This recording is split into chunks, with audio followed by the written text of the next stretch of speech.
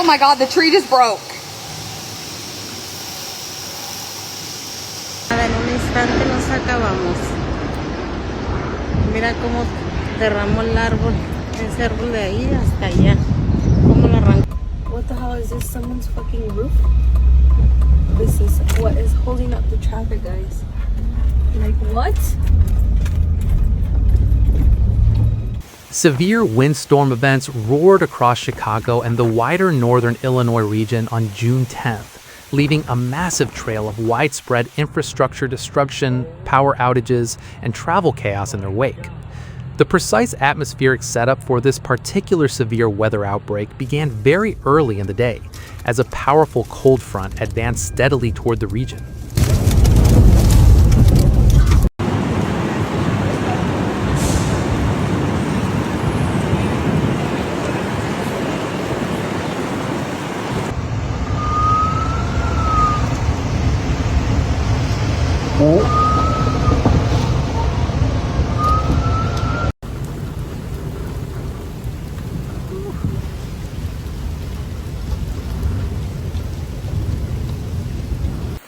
Unseasonably high summer temperatures, peaking well above 90 degrees Fahrenheit, combined dynamically with soaring humidity levels to create an incredibly unstable environment.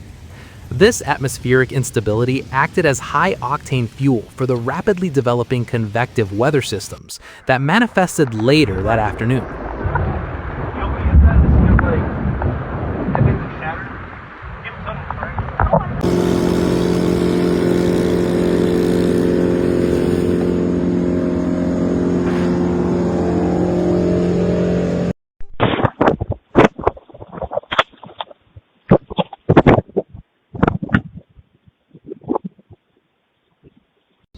As the sun began to set over the Midwest, a fast-moving squall line quickly formed over eastern Iowa and southern Wisconsin before barreling directly into northern Illinois.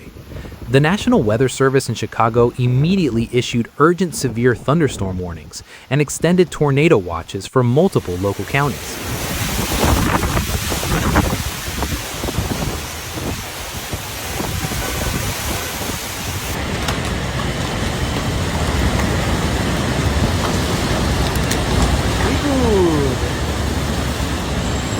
The whole tree came out the ground. Out the root. G. We blocked off downhill with a tree. Like, what's really going on? The incoming storm system packed an extraordinary physical punch, producing straight-line winds that clocked in between 70 and 80 miles per hour across the metropolitan area.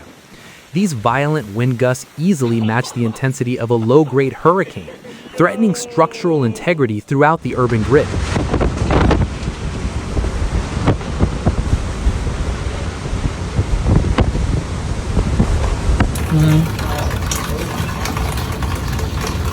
Jesus Christ.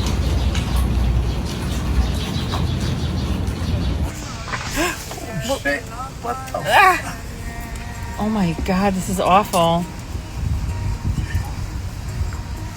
DeKalb County was historically one of the very first major geographic areas to feel the full brunt of the system as it pushed eastward toward Lake Michigan. Residents in rural towns like Sandwich, Cortland, and DeKalb witnessed incredibly dark, ominous clouds, followed by deafening cracks of thunder.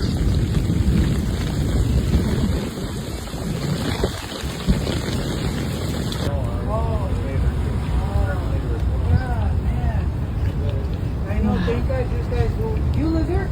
Yeah. Oh, you live here?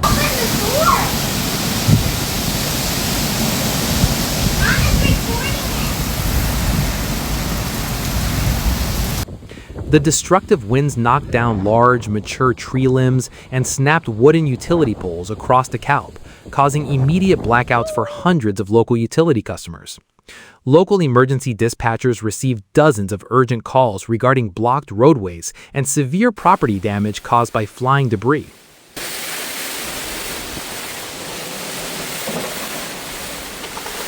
Oh my God!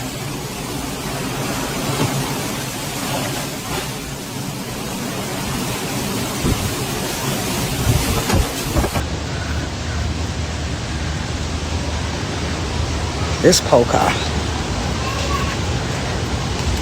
crushed. As the broad squall line advanced further, adjacent communities in Kane, McHenry, and LaSalle counties faced similarly hazardous conditions with blinding rains and frequent lightning.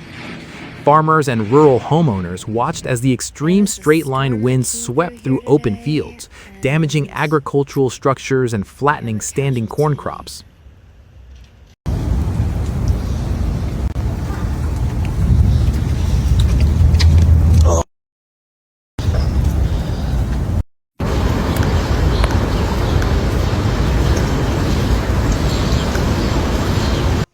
The core of the storm system soon reached the densely populated Chicago metropolitan area, commonly referred to by locals and media as Chicagoland.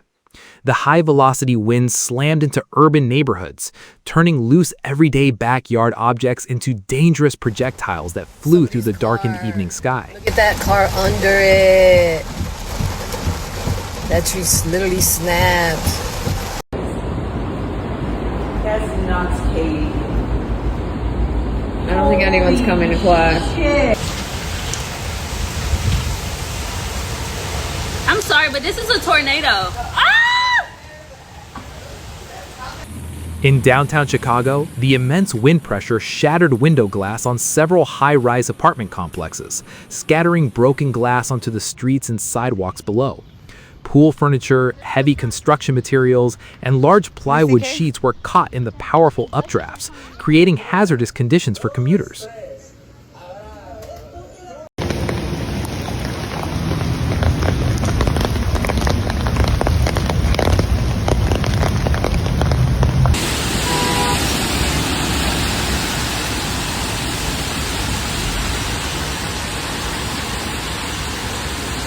The suburban area surrounding the massive city center bore a significant share of the structural damage during the peak operational hours of the storm. In the village of Stickney, emergency responders had to rush directly to an apartment complex, where a large section of the roof was torn off.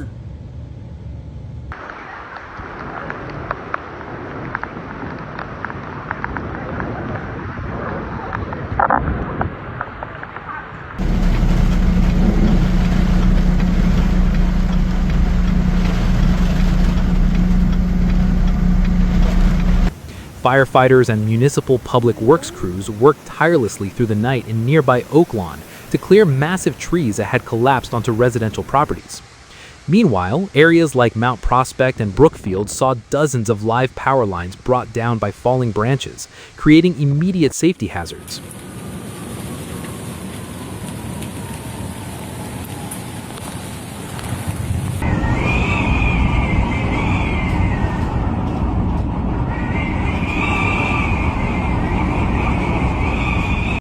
The scale of the electrical utility damage was truly immense, plunging over 300,000 customers into complete darkness as the regional power grid sustained severe hits.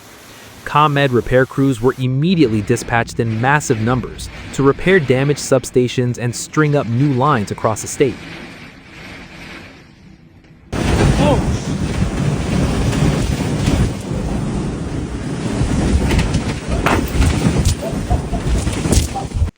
Transportation networks across northern Illinois ground to a sudden, screeching halt as the severe weather system reached its absolute peak intensity that evening. Officials at O'Hare International Airport quickly implemented a strict ground stop, forcing the cancellation of nearly 500 scheduled commercial flights.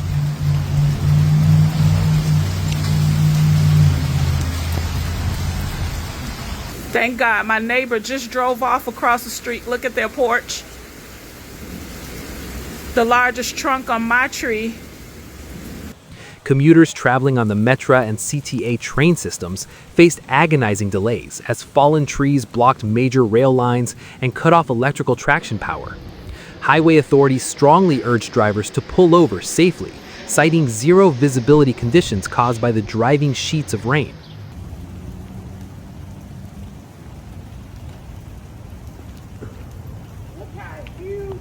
That's what I'm saying.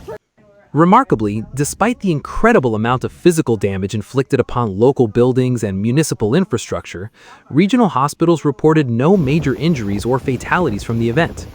Advance warnings provided by meteorologists gave residents crucial minutes to seek safe shelter indoors, away from glass windows.